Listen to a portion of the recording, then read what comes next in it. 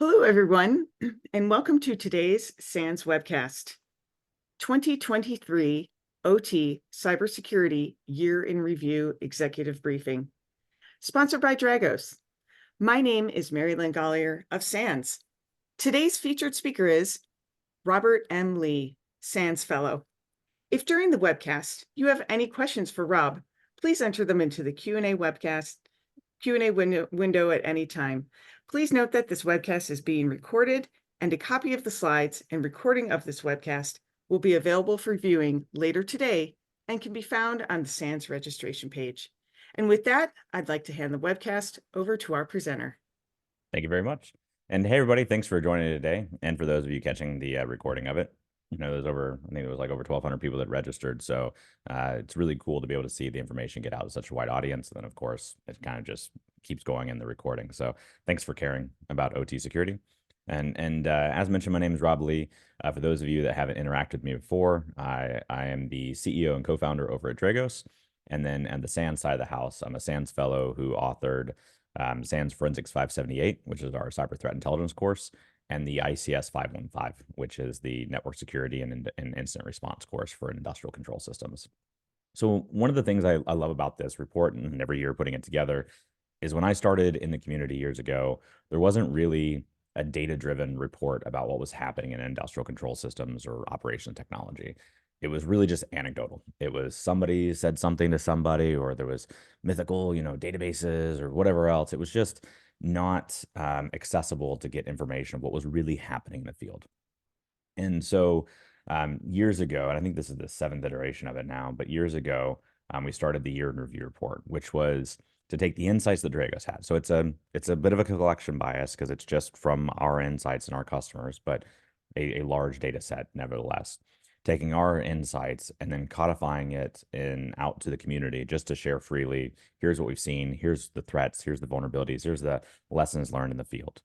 And by having that consistent across the years, it provides a nice picture of how the community is doing, but also areas of focus. And what I really love about that is it's a data-driven kind of ground truth reality of this is what's happening. Regardless of what you want to do about it, this is the basis of information, and you can use that and go forward. So always fun to be able to present this. It's a lot of work that goes into this from the Dragos team, all of our Intel analysts and services professionals and similar. But again, it's really cool to be able to bring the 7th edition together and publish it out. And then for those of you that take SANS courses, you'll often see this material get woven in the ICS courses, just to be able to have that kind of, again, data-driven view.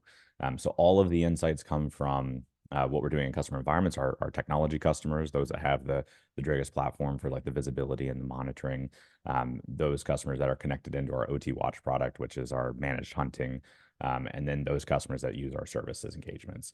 So like instant response or proactive work. That's the data set that sort of goes into it. And this past year, we started layering in the Neighborhood Keeper data set, which Neighborhood Keeper is for those customers that have the Dragos platform installed in their environment. They're able to freely opt in to Neighborhood Keeper, which is the collective defense sort of solution, where all their data and identity stays with them, but they can share the insights. What type of vulnerabilities they're seeing, how many, what type of threats they're seeing, et cetera. And so we're able to add that into the data set this year as well. So you'll notice a section there. But kind of let's jump into it. So for those of you that may have not have been staying part of the ICS community all that long, or maybe you're new to the community, as we see tons of really cool people come in all the times. There was this trend across the years, and sort of bucketized it here in terms of what's happening with the threats. Now, once upon a time, we had very, very limited visibility into industrial control systems and the threats there. We spent so much time as a community on prevention, firewalls, patching, passwords, antivirus, et cetera. Prevent. So we didn't get a lot of detection or response into industrial networks. And so you didn't get a lot of the insight. So it looked like more was happening in IT than in OT. I mean, that's true anyways. But what was happening in OT or industrial environments was going and getting missed. As people started looking more, we started seeing more. Okay, so if you go back to like the late 90s, early 2000s, you'll hear of various operations and various things that have taken place in Operation Aurora and Dragonfly, or excuse me, Operation Aurora and APT1 and things like that, leading into like 2010, 2011 timeframe. But they didn't have really an ICS flavor publicly. But if you actually go back and look at those cases, a lot of the companies that were getting compromised were losing intellectual property out of manufacturing and petrochemical environments and in those OT networks. But the responders at the time didn't have either the expertise or the permission to go into those industrial sites. So the story I'm painting for you here is a lot more happened than we saw. As you start getting into like 2015 and after, that's when we start seeing like detection and visibility as a market start to grow. And so companies, as they started adopting that, got more and more visibility into those environments, and we start seeing more things. Sometimes it's the big public attacks, like the Ukraine attacks, where took down the electric power systems in 2015 and 2016. Sometimes it's more of operations or campaigns where adversaries are doing intellectual property theft, and it was just where we could see them. From 21 to 23, there was sort of an interesting shift, and that really is related to pipe dream. So there was a bunch of different compromises, a bunch more ransomware, a lot to dig into. But probably what stood out as the defining moment was that shift to pipe dream, where historically we had these very heterogeneous environments. And a substation in Riyadh had nothing to do with a substation in DC, let alone the petrochemical facility in Dammam, right? So in the industry, each industry was very heterogeneous, and then cross industry was very, very heterogeneous, very little commonality. And so, if you wanted to do espionage, you could do a Dragonfly like campaign and hit a bunch of companies around the world. It was over 1,000 victims in that one, and be able to steal insights. That's okay. You can do that as espionage in those heterogeneous environments. But to do disruption or even destruction was very, very, very specific. So the tradecraft of these adversaries and capabilities, the tactics, techniques, procedures, the methods to which they did it was useful, but a lot of the technical details weren't as useful because that malware was going to work at that facility, at that subsystem to cause disruption or destruction, not scaled across the community. So even like the Trisis malware in 2018 or 2017, where it was targeted at a petrochemical facility in Saudi Arabia, and it was trying to target a safety system, remove the logic, which would have caused the ability for them to cause an attack or sort of an explosion or some sort of like gas leak or similar. Basically, it cost hundreds of millions of dollars in downtime when the attack took place, but luckily it didn't kill the people because the adversaries made a mistake in the malware. But that was the first time ever an adversary explicitly tried to kill people as a result of cyber attack. That Trisis malware, the methods that it used, the manipulation of the logic on this on the safety system and similar, the methods you should learn from. But Trisis showing up exactly as it was again in another location to do an attack wouldn't work. They'd have to retool it and reconfigure it to a new target and probably take advantage of the fact that it's different safety systems. So the message there is in a heterogeneous world, your capabilities, the more destruction or disruption you want to do, the less amount of targets you can hit. That is heterogeneous. We've already shifted to a homogeneous world where a lot of our industries are using common operating platforms, common operating systems, common network protocols. Modbus TCP is everywhere. OPC is everywhere. Code Assist as software inside of controllers is everywhere. And so what it allowed is our adversaries to take advantage of that homogeneous nature. And the first time we saw that was with Pipe Dream in 2021, where it is a framework to be able to target any different industry. And it works cross industry and it's reusable. It's not like a vulnerability that you just patch away. Like it's taking advantage of native functionality in these operation systems.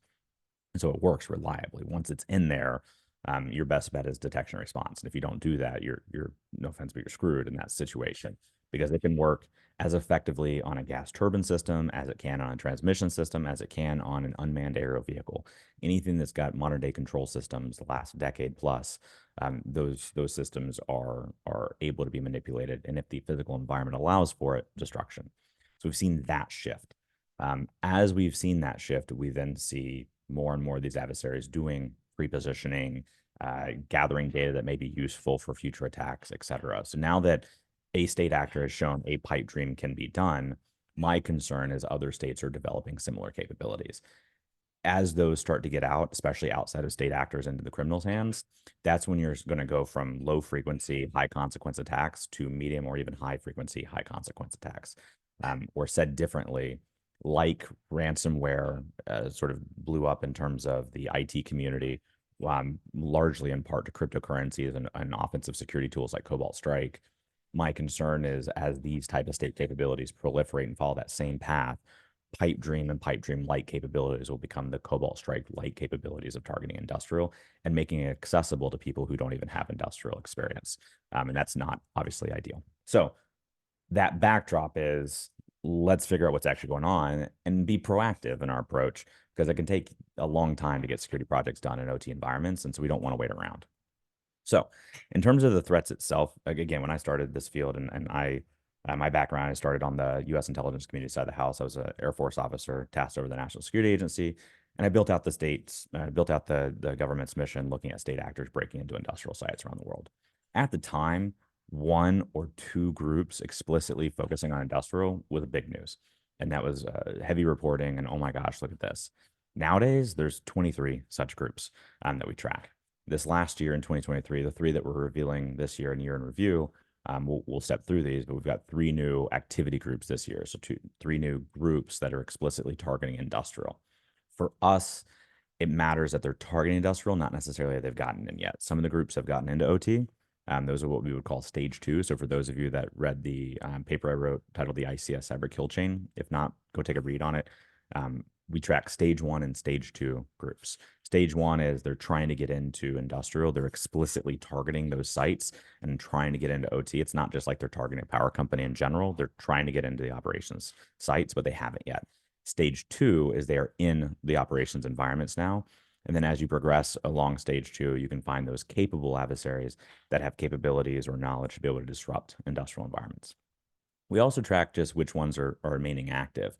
And so in 2023, these are the ones that we had consistent visibility into of groups that are still active in targeting new organizations. And so even going back to 2017's Electrum group as an example, Electrum was responsible for the 2016 power outage in Ukraine, still seeing them do capability development, still seeing them do reconnaissance and picking out targets. It just shows you sort of the long-term nature of some of these threats that we face.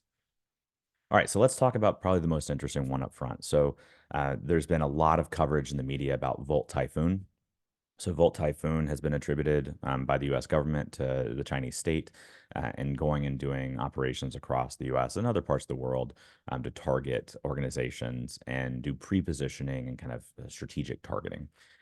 At Dragos, all we care about, again, is the OT stuff. So for us, there's the Volt Typhoon overall group, and they go off and do a bunch of things for us, classified as Volt Site, of those activities that we're uniquely tracking that are focused on the OT side of the house.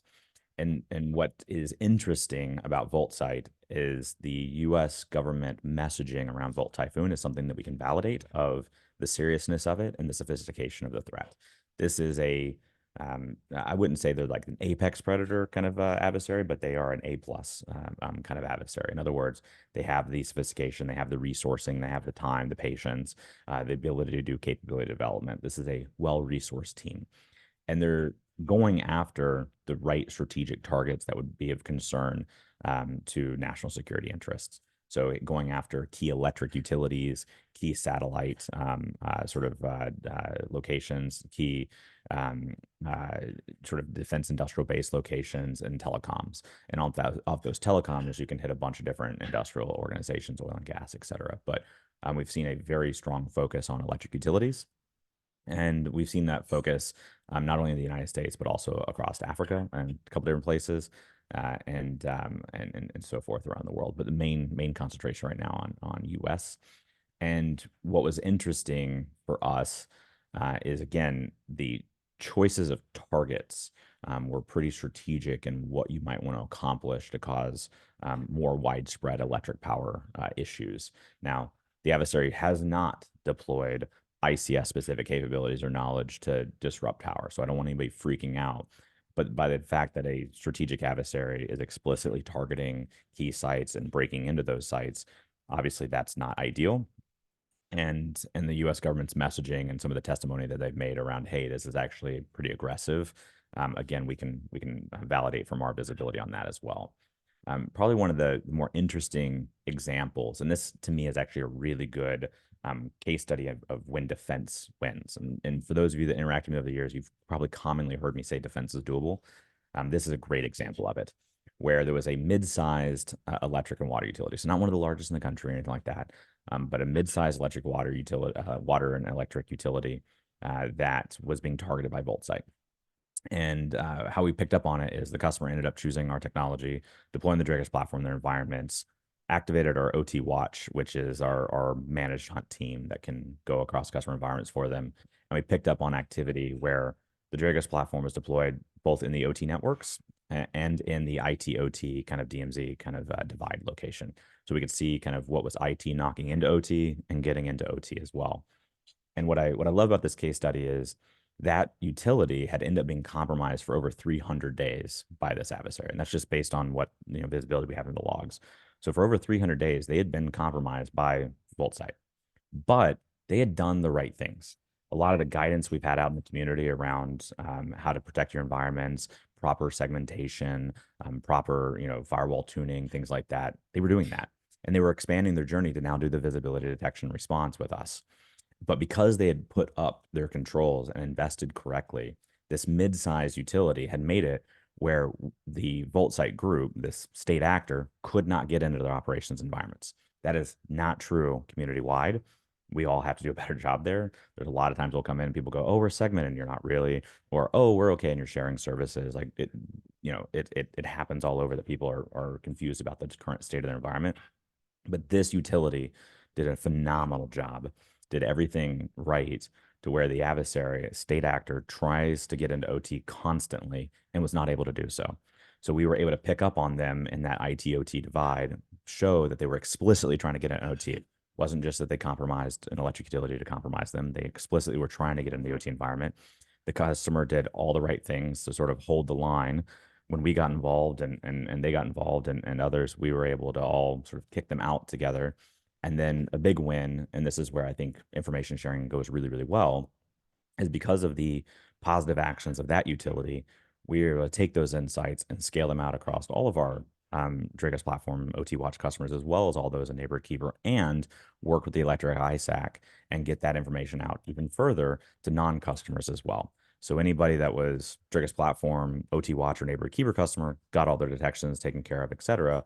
But then there's the follow-on to the community later of taking care of people out through the ISAC anyway. So this was just a really good example of kind of public-private partnership, mid-sized utility doing all the right things. And again, a good example of validating government messaging that, yes, this adversary is explicitly trying to get into OT networks, and we can show that, but showing that defense is doable, that for the people that invest correctly, even standing up against a state actor is completely doable. And I love that because there's just so often we hear people go, "Oh, well, if they really want you, they can get you." And that's just not true. Defense is doable. So the other two groups are interesting for us to watch. They're not as exciting as VaultSite, given all the targeting that VaultSite's been doing and sort of the press around it. But they're two groups that we want to track and keep aware of anyways. The first is Laurinite. These have been going after public-facing, internet-facing devices like Oracle eBusiness and iSupplier, trying to get into the OT networks by compromising those internet-facing locations. And the big thing has been around air transportation, professional services, and manufacturing, as well as some government.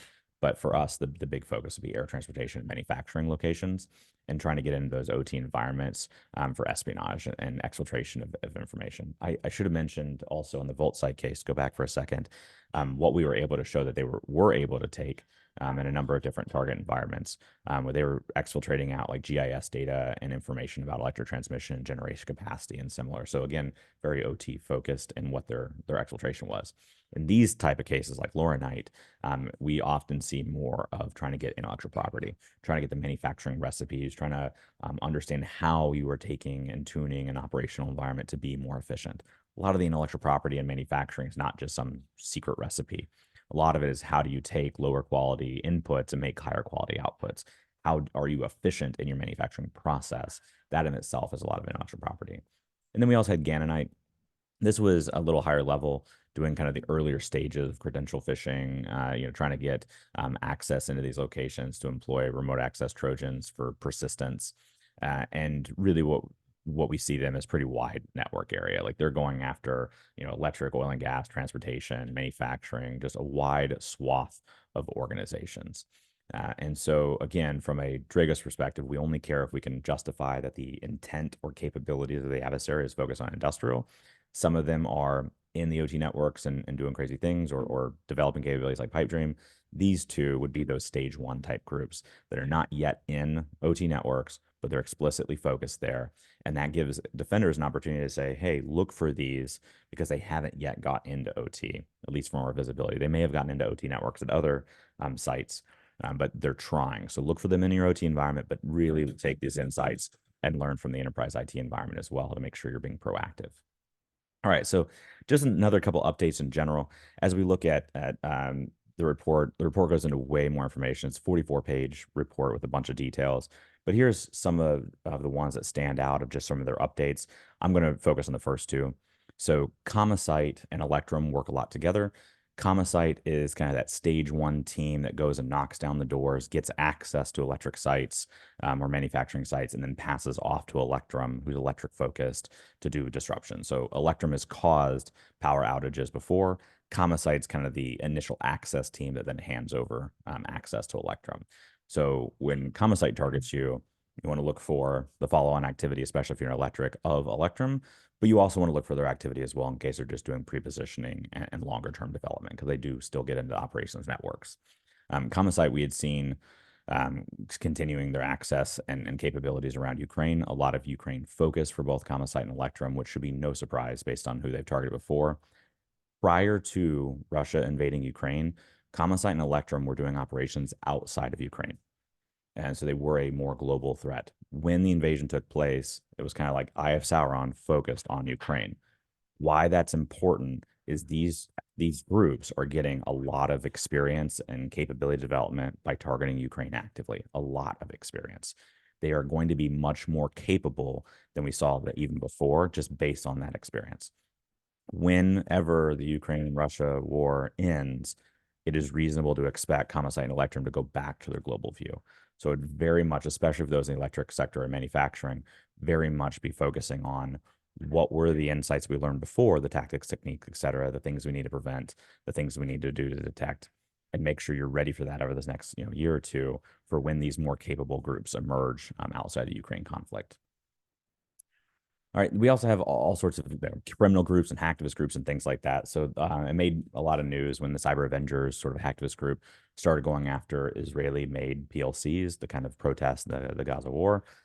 And the interesting thing here is it wasn't trying to hit specific targets. It was anybody that had these type of controllers, these Unitronics controllers, and a lot of it was just internet accessible type stuff. For those of you who go, not my environment, we don't. Yeah, there's still a lot of internet connected industrial equipment out there, or right behind like an access point. So make sure you're being proactive. One of the best ways to be proactive there is to look into the OT environment and look for the connections coming out, not just trying to look from IT into OT. You'll miss a lot of the vendor access points and similar doing that. But they continued to go after a number of organizations, both across the water sector and a brewery as well, which I hope we can all agree that like the brewery has got to at least be the last line of critical infrastructure that shouldn't be targeted. But going after a number of these different targets, and it's just a good example of trying to get proactive to find those internet-facing devices or in the OT network, looking for those external communications to try to be a bit more proactive, because there was nothing here that wasn't easily avoidable for those organizations that were taking that proactive stance. So as we get into like the lessons learned and so forth from the customer engagements, we did find that two of the things that end up being a couple things that end up being pretty impactful for folks is when there's inadequately configured firewalls, because people put such a large focus on segmentation that when that security control fails, it's a lot of the prevention strategy that people have. And if you think about it, the people that come to Dragos are already pretty sophisticated, right? They're already active in the security community. They're already investing in cybersecurity. So the data set is one where you'd expect to have less issues than the ones that are not being proactive. So in about 28% of all of our assessments and all of our work, we found that it was really inadequately configured firewalls. Not like there was an issue, but like a lot of issues that made it more porous and easy to move from IT into operations environment. So that's 28% of the mature players. For the folks outside that bucket, it's probably a lot higher. Same thing in terms of lacking network segmentation, 28% there as well. 1 in 10 shared authentication domain architecture between IT and OT. I would really focus you there to go take a look at that. When you look at that shared Active Directory or domain architecture, that is the number one reason we see ransomware getting into operations environments where compromise happens in IT and then just rides that shared services down and compromises the OT environment. We also saw in those organizations, 20% of them were communicating with external addresses. That goes back to the fact that you're not as disconnected as you think you are. And 20% of the time, we saw direct OT to external resources, external access, internet-facing sites, et cetera. And that's the type of stuff that adversaries are taking advantage of really, really simply. In terms of ransomware itself, there's still a huge rise in it. We see a 50% increase from 2023 from the year before. So even though the messaging around the community has not been as focused on ransomware, it's still just increasing. And what we see is it's heavily focused in manufacturing. People go, why is that? Broadly because manufacturing is way on the other end of that homogeneous curve, that digital transformation, or whatever you want to call it, where there's connectivity and digitization. Everybody's following that journey, but manufacturing got there faster than others because they needed to for profit margins and efficiencies and similar on a global competitive stage. Our oil and gas, transportation, electric industries, pharmaceuticals, et cetera, are following that same curve. You should look to the manufacturing industry as kind of that canary in the coal mine of as they've taken that journey, which you got to take. There's no going back. You can't go to analog and disconnect it everywhere. But as we take that journey, we really need to be proactive on OT cybersecurity because we see consistently at the end of that journey is a lot of targeting as the attack surface is now wider for criminals and state actors. And of course, it's the criminals that are taking a lot of advantage of ransomware. And if you can get compromised by criminals with ransomware, you most certainly get compromised with the state actors. So just a large data set of that activity. Now, in terms of the groups themselves, there was some moves and change, if you will. There's a lot of various ransomware variants. So across the 900 attacks, about 50 of different ransomware variants, but 25% of all of them was Lockbit. And so, in our advice to people is not to go chasing every indicator compromise and thing related to every single ransomware variant. You're just not going to be able to keep up. That goes to having tactics, techniques, and procedures like the MITRE attack for ICS framework, the stuff we teach in ICS 515 as an example, being able to understand what are the tactics and techniques of these adversaries. And there's just a couple of tactics and techniques associated with things like lateral movement and an OT environment that really put you in a great position against all the various ransomware variants. So a couple really good detections and a couple of really good TTPs that you're taking on can give you a wide range of coverage against numerous criminal groups and 50 plus, variants of ransomware. So that's definitely an area to focus. At Dragos, we talk about that as threat analytics. Getting into that ability to detect behaviors more than just indicators is what's required to do defense in a scalable way. All right, so let's move into the vulnerabilities. I'll also do a call out that we're going to have time to answer the questions. There's a lot of you on here, but I'm happy to get through as many as I can. So please do use the Q&A button. I will be taking questions here in a couple of minutes and happy to dive into anything of interest for y'all. So as we look at vulnerabilities, we try to think about it at Dragos in a couple different ways. First, we talk about the errors in those vulnerabilities. And then we talk about the practicality of the advice in the vulnerability, like mitigations. And then we talk about prioritization of the things that actually matter. And so one of the things our Intel team does, besides going out and tracking these threats, is they go through every single industrial control system vulnerability every year. And they correct it, they add mitigation advice, and they put it into an operational context of risk. All of that gets pushed into our Dragos platform technology for our customers there. But we make all the insights available anyways to hopefully inform a wider group of people across the community. So if we look this past year, there was 2010 individual vulnerabilities that needed to be assessed. And with that, we found that on average, about 9% of the time, the CVSS, the score that people apply, like 1 to 10, that CVSS was 9% more often higher or more severe than the advisory actually stated. What that means is the company publishing the advisory messed up the scoring, and 9% of the time it was more severe than the vendor said. 4% of the time it was less severe, and then 1% it was kind of exactly the same on that view. So 14% of the vulnerabilities in 2023 had incorrect CVSS. So for some of you, you're using that CVSS to prioritize those vulnerabilities. I don't think that's the best way. I'm going to show you a different way. But if you do that, recognize that about 14% of the time it's been incorrect. But it has been nice to see the drop. When we started calling this out 4 or 5 years ago, it was in the 38 or so, then it was 33, 20, 15, 14. So we do see the OEMs, the original equipment manufacturers, and these vendors now putting a little bit more focus on it. I think just based on some of the conversations we've had, there's been people calling them out based on the year in review data, and but we've seen a proper and good response from them, which is good. So still 14% of the time there's errors, though, and you need to be aware of that. When we look at where the vulnerabilities exist, it's really important to understand, where are they in the organization and what can you do with them? Because that's one of the biggest issues with CVSS. CVSS is about exploiting the vulnerability. It doesn't mean anything about risk. So when we look at where they're at, 80% of these vulnerabilities were related to things deep within the ICS network. So you really want to take advantage of those 19% that help you bridge IT to OT. But there's that 80%, which is down in those environments, and a lot of people are not finding and monitoring those. That's also a pitch for the whole visibility community on let's get that east-west traffic analysis. Don't just do north-south, but getting into the operations networks is where you're going to get the proper asset identification, vulnerability management type work by getting that type of analysis.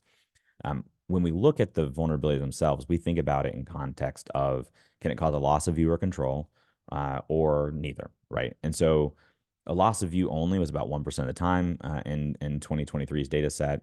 The loss of control only was 0% of it. Neither loss of view or loss of control was 46%. So 46% of the time, these vulnerabilities may really not have an operational impact that you care about. And it's good to understand for prioritization of the things that matter in the context of operations. If you can't impact visibility in the process, you can't impact control over it.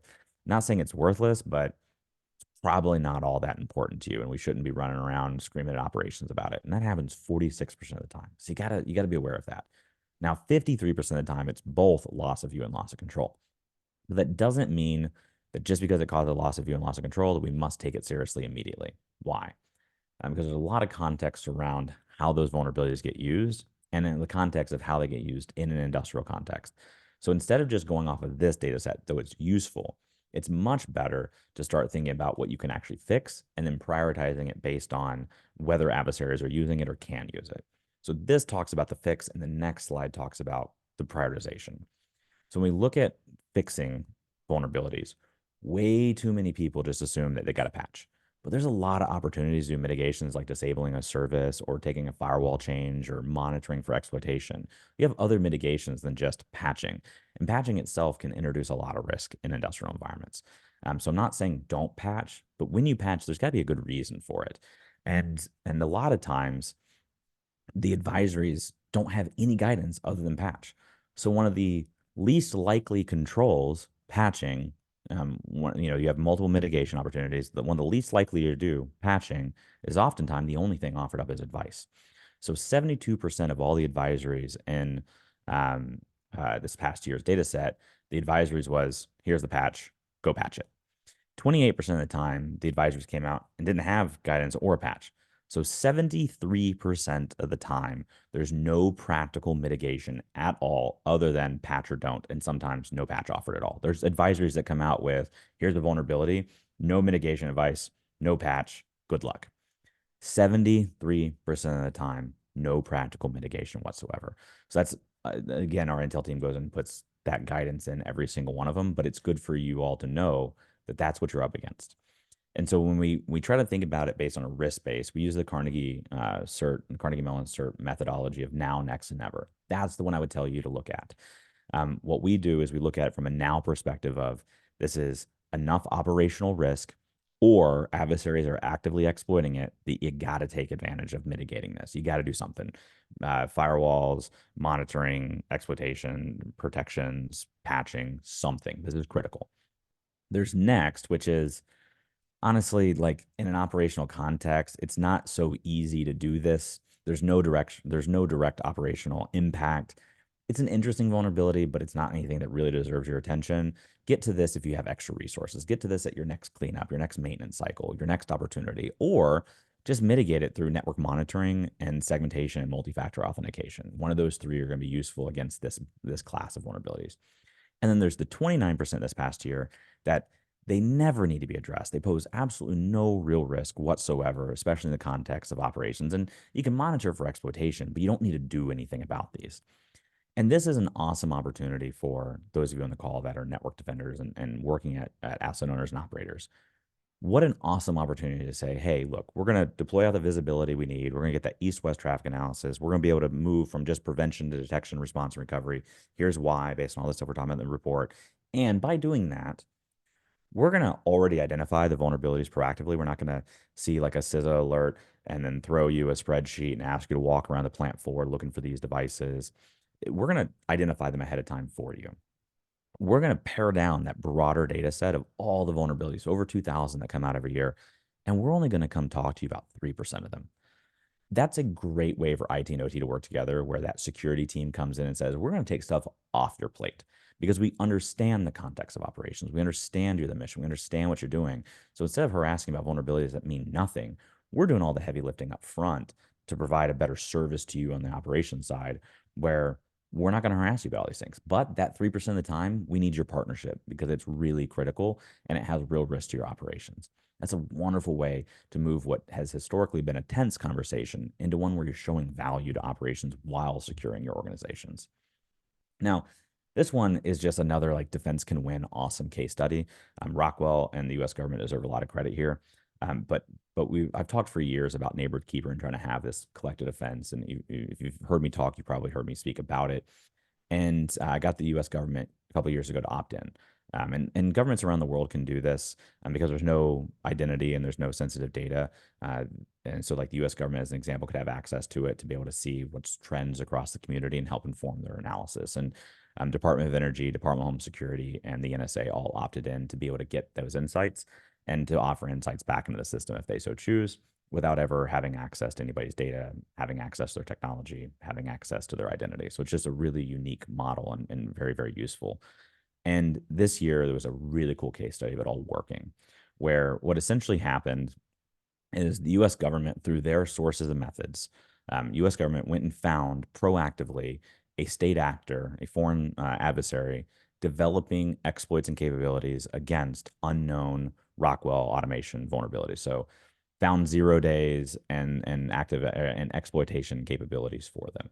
And these were the type of attacks, type of vulnerabilities, I should say, that would be useful in actual attacks, not just exfiltration. So this was capability development being done by a foreign adversary to target control system environments. So huge win by the US government there. Like, good job to those analysts to go find that. They didn't know. I mean, one of the problems you have in the US government, especially when you're, or any government agency, is you may see people doing things, but you don't know if it's actually interesting to your community. You don't know if it's a priority. You don't know if this matters or not, or if you see it, if it's already happening around the community. And so the US government was able to look for activity in Neighborhood Keeper to get the insights out of Neighborhood Keeper, where we could show, hey, this type of Rockwell equipment, this version, et cetera, here's where it's deployed, not the sites, but like it is deployed across the United States. It's deployed in electric organizations as well as manufacturing organizations and some in natural gas. This product is relevant and is actively deployed. That helps the US government or any, again, government go, oh, this is important. This is a priority. Let's spend the time and resources to further work on this. So they were able to bring in Rockwell, who did a phenomenal job of being proactive, didn't try to hide, didn't try to do the lawyer game, just said, hey, boom, here we are. Let's partner. Let's take care of our customers. They validated that the vulnerabilities existed, worked on mitigations, got advisories out through CISA, kind of did everything they were supposed to do. And in the background, we were able to work with Rockwell and others in the US government to come up with detections and push all those detections out through Neighborhood Keeper to everybody proactively. So before anything was even public, before the vulnerabilities were even known, there was a state actor developing capabilities and exploits against them, and there were customers already getting all the detections and being taken care of without even knowing it was there. But the broader community impact and the not Drago specific story is U.S. government then gets to understand the impact, the prioritization, see that there's not active exploitation taking place, but that the capability development is taking place, and then push that out to the broader community, to non-Dragos customers as well.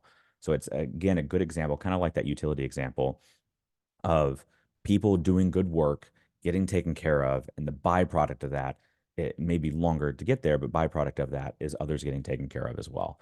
So just a really good example of when public-private partnerships, vendors, and OEMs work together, what can happen.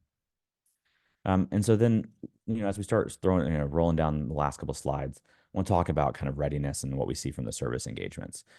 So we do a lot of tabletop exercises across the community. Basically, as part of our incident response retainer, people come to us and try to practice what those incidents would look like ahead of time, which is really good practice. And then we put it across, detect, activate the incident response, respond, contain, communicate, document, remediate in terms of like the score, the steps of the tabletop exercise. And we saw that across detection, as an example, there's about an 8% decrease in the ability for asset owners to do that. Now, that's as we onboard more customers, you're going to get less mature customers, right? That are starting their journey. I would say less mature, but starting their journey, and they may have gaps there. But again, the collection bias here is of the proactive people, of the firms that are investing in this. Only about 65% of the time are they good at the detection capabilities in OT, which is something we really want to see moved pretty far up. In terms of like activating and so forth, it's the trend again this year is a little bit lower in general. So I would encourage people to take some time to practice those tabletop exercises. You're going to need that. But the respond, recover, and communicate was the lowest portion of it. And that makes sense actually. If you're not doing all the things you need to do in detection, you probably don't have the experience or repetition before on respond, recover, et cetera.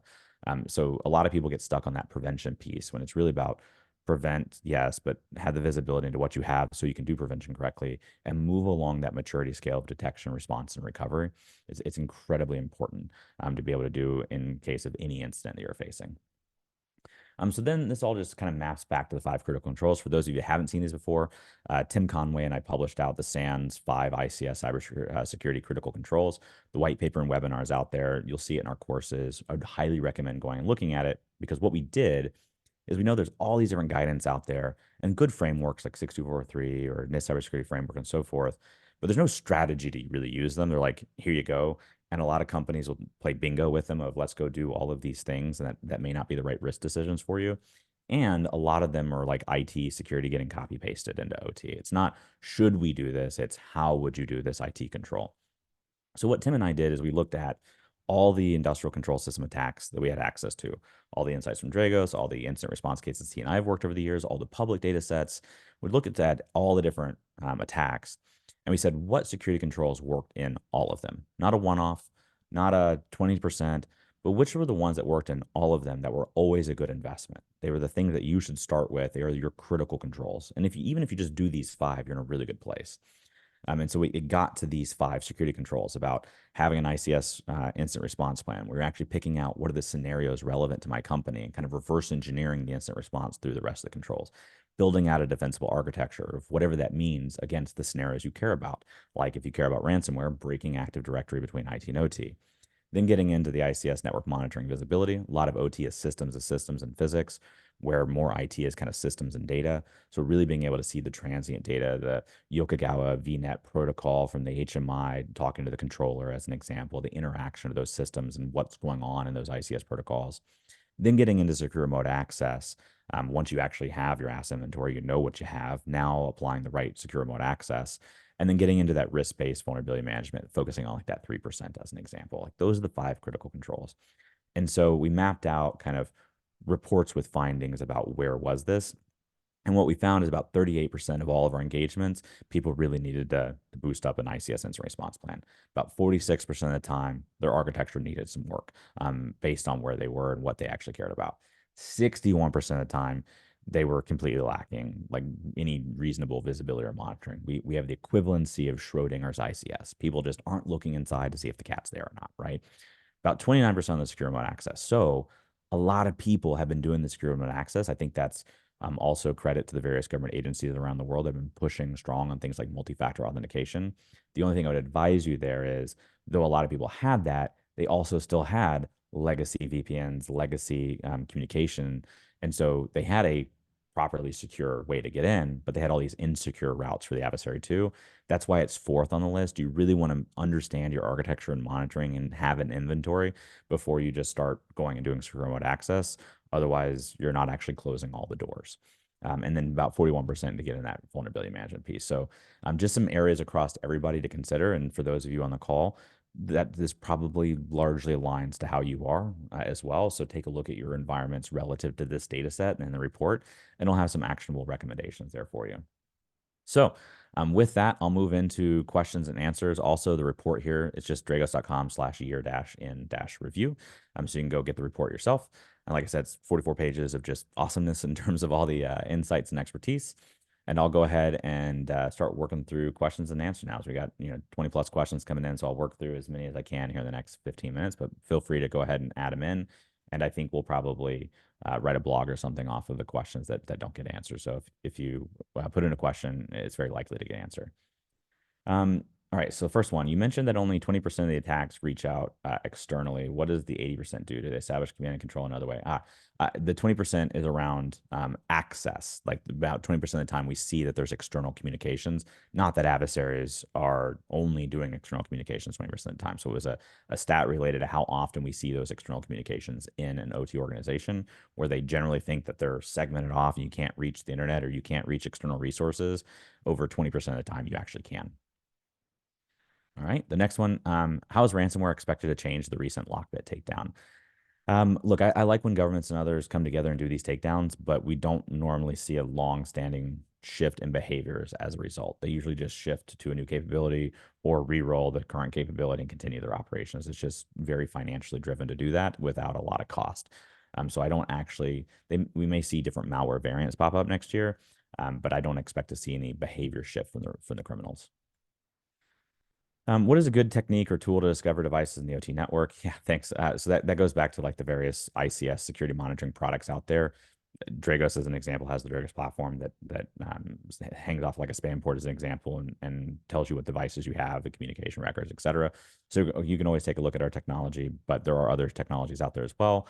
A good technique in general is start with passive.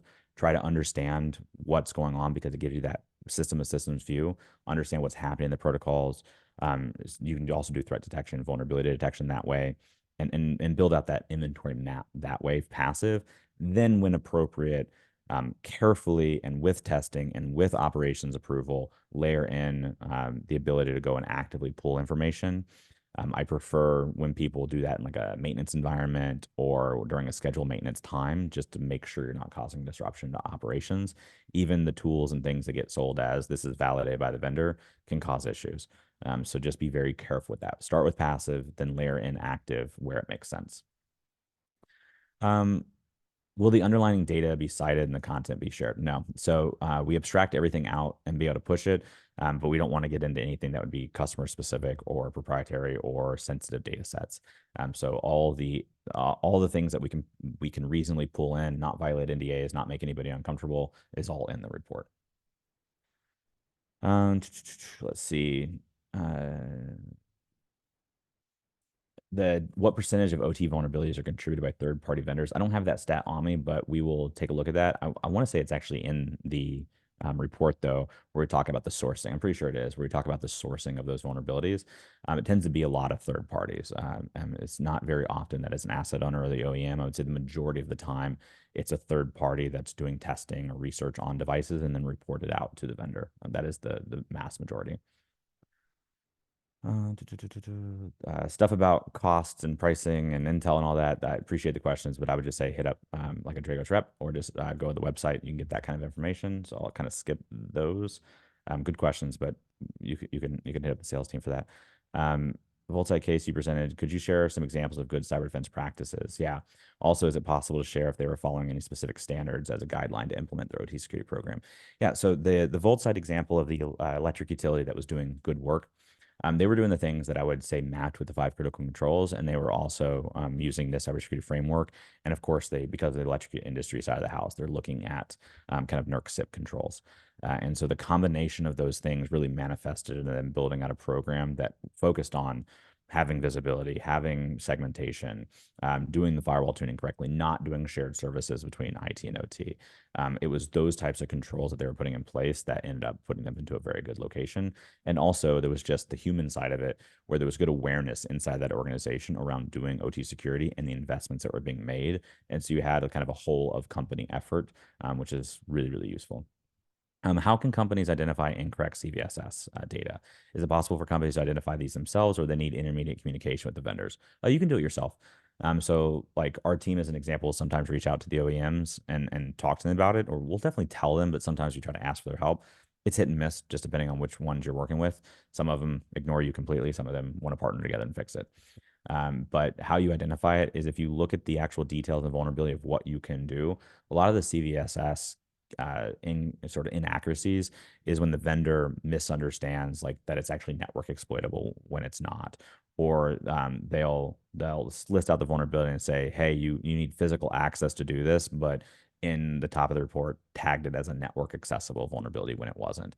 So you're basically, as you read through, you can look for the inaccuracies based on the description of what can be done with that vulnerability, and then applying it back to the various tags that they tag it with, then add up to the CVSS. So it's not always possible, but it's usually very possible just to do it by reading the advisory and then recalculating the score. It's a pretty easy fix, honestly, for some of these OEMs, and just mistakes happen. Let's see. As soon as both Ukraine and Russia and Israel Hamas conflicts start to slow down, do you think the other groups will turn more to mainstream organized crime with ransomware, shift their operations, et cetera, especially to low rule of law, quote unquote, low rule of law countries? Yeah, I would say, look, I don't want to try to predict what adversaries do, right? We want to document it and forecast it, but I try not to predict.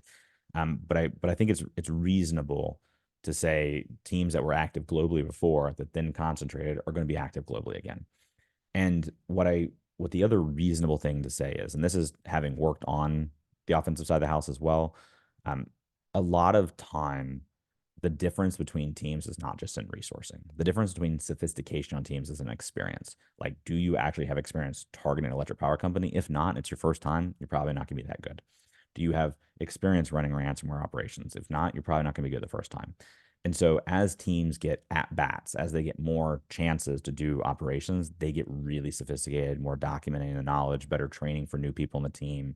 They codify that knowledge and they become very sophisticated. Conflict scenarios provide that opportunity. So when you see Ukraine and Russia, where you see targeting based off of what's happening in Taiwan, when you see Israel and Hamas, any of these cyber teams active are getting experience, and that experience is going to make them more capable. Who they target after that will depend on the intelligence requirements or military requirements those teams have on them. But it is reasonable to say that the ones that are active now are not just going to pack up and go home after these conflicts. They're going to take that expertise and scale it out, either for operations that their government wants them to do, or for like the hacktivist ones, absolutely reasonable to look for like ransomware, especially in kind of those quote unquote low rule of law countries. Yeah, very reasonable expectation.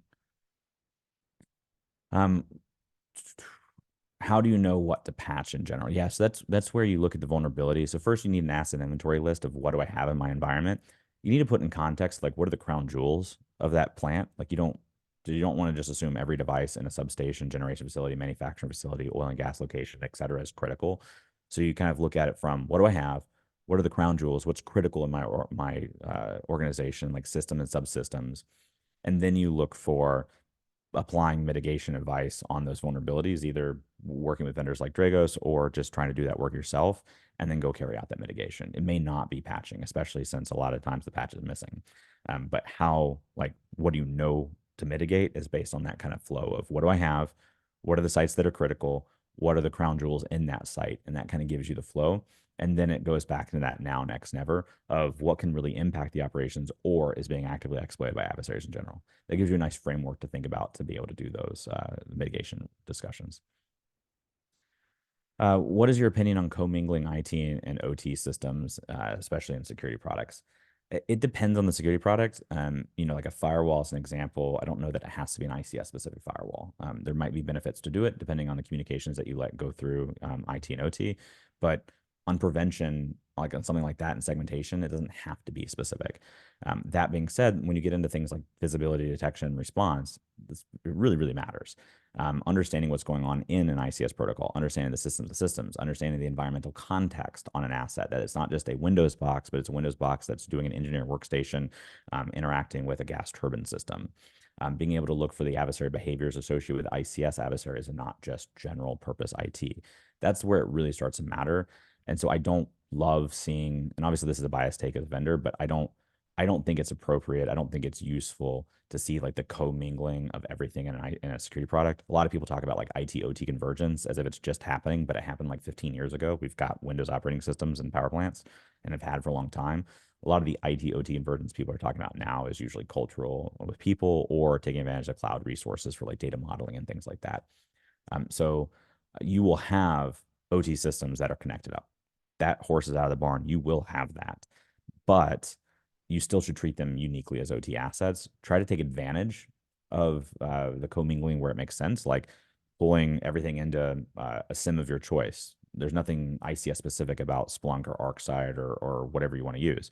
So you can deploy like your IT tooling and pull it into Splunk, deploy your OT tooling like Dragos and pull it into Splunk, and have like your tier one analyst be able to look across, but know that if it's OT and it gets escalated against something that you actually care about, that you need some OT specific trained people, pitch for the SANS classes and sort of the expertise that they might have, and being able to go and understand the OT context, work with the operations side of the house and resolve those issues. So I'm good with some shared, but then making sure that we're taking advantage of the skill sets and the tools and the processes that are OT specific, especially around prioritization and things like that. But a lot of times I see IT security products that have like an OT module or an OT add-on. And I generally don't see those getting well resourced and taken care of, especially in the roadmap and the features. I don't see them being as effective. And more honestly, it's kind of insulting. You think about it, where OT is the purpose you're in business. OT is the critical part of critical infrastructure. IT was the add-on. It's a very important add-on. It's very, very important to go do your enterprise IT work, but it was the add-on to OT. So where we have IT security and we're going, well, we'll give you an add-on for OT. It's a little reversed in my opinion, anyways. Sometimes due to NERC SIP requirements, patching is mandated. What other mitigations can you enact to help protect versus increase vulnerabilities? So actually in NERC SIP, it's not mandated. Now, big asterisk there, your mileage will vary with your regional auditor, but mitigation is required on certain vulnerabilities, but patching is not mandated. You must mitigate, but it's not always that it must be a patch. So mitigations, including application controls, sort of like whitelisting or allow listing, I should say, firewall mitigations, disabling ports and services on the affected asset. All of those tend to be good mitigations. And then in kind of your low ones, you can often justify, again, depending on your regional auditor, can justify the visibility and monitoring of it, of, hey, we're watching for the exploitation of this vulnerability as a mitigation. We've had plenty of NERC SIP customers do that as well. Let's see. Let's see. There's a bunch of really good questions. There's not, so is there a resource or entity that maintains up-to-date list of legitimate, commonly used OT remote access tools? There's not that I'm aware of, but a lot of the OEMs and people that you work with have those remote access tools that they use. And you can, so if, let's say you're a Siemens and Rockwell environment, you'd want to go to Siemens and Rockwell and go, what are the ones we should expect to see in our environment based on what you use for vendor access? So you can kind of proactively do that. And then you can also use kind of the visibility and monitoring tools of any type to try to find those as well. Like we did a search across our customer environments one time for like hunting and found like most organizations had 9, I think it was like 9+ different remote access tools. And we were able to go back to them and go, did you know you had these? And they're like, oh, we didn't. Either way, whatever your strategy is, I wouldn't do like 9 different ones. It's best practice to try to have just a couple that you can watch for and monitor and know where they are. There's also good companies out there like Zona and others that are doing remote access for OT as well that you can take a look at. Let's see. One of the slides says Dragos finds unknown vulnerabilities. Is this with expert analysis or automated tools? That's with our analysts. So our Intel analyst will look at the products deployed in our customer environments and then go purchase or acquire hardware and software to go look for vulnerabilities. So oftentimes we have a bunch of 0-day vulnerabilities. The difference is we don't like to publish them out because the imbalance is such that it can take, even with the mitigation being publicly available, it can take a long time for asset owners and operators to go and mitigate them. So we work really closely with the OEMs The OEMs push out the mitigation. Once it's public, then we can make it public. But we try not to like amplify it too much. We want the defenders to benefit more than the adversaries. And so you'll see from our strategy that a lot of folks will come out and go, look, I found a new vulnerability. And it's like a cool DEF CON talk or a cool report. We try not to do that, even though we're doing the same work. We want to work with the vendors and allow them to have the longer period of time to mitigate it and put it out in the field. But yeah, it's expert analysis. It's not tool automation. I mean, we do use tools too to help complement that though. How can we address defensible architecture when Purdue model is not applicable with cloud computing? Oh, it is though. All right. So first of all, this is like my, I'll use this as the last one, and then all these other great questions we'll get to. But in the interest of time, I'll answer the Purdue one. The Purdue model is about time. So when it says like the enterprise reference architecture, people took that and thought it meant a network architecture. It didn't. It was about time.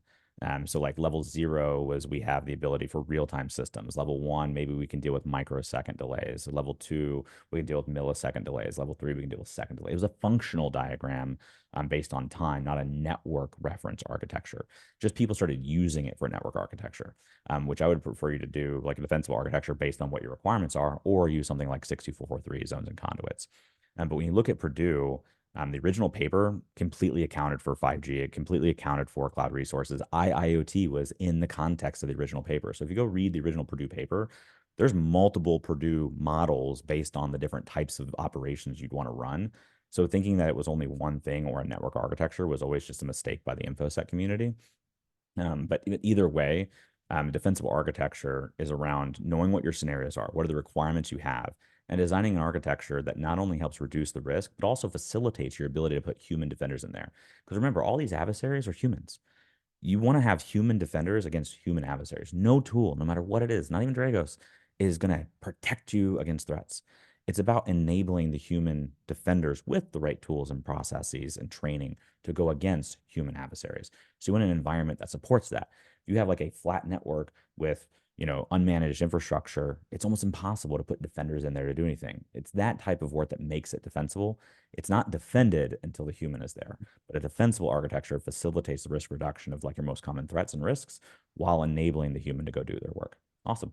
Cool. Well, with that, like I said, we'll get to like the others, just tons of questions, which is awesome. Thank you for that. We will download these, I think we'll get a Dragos blog out answering the rest of the questions. Thanks for everybody that joined in. Please go take a look at the report. Hopefully this was a useful expenditure of time. And Mary Lynn, I'll pass back to you. Thank you so much, Rob, for your great presentation, and to Dragos for sponsoring this webcast, which helps to bring this content to the SANS community. To our audience, we greatly appreciate you listening in. For a schedule of all upcoming and archived SANS webcasts, including this one, please visit sans.org/webcasts. Until next time, take care, and we hope to have you back again for the next SANS webcast.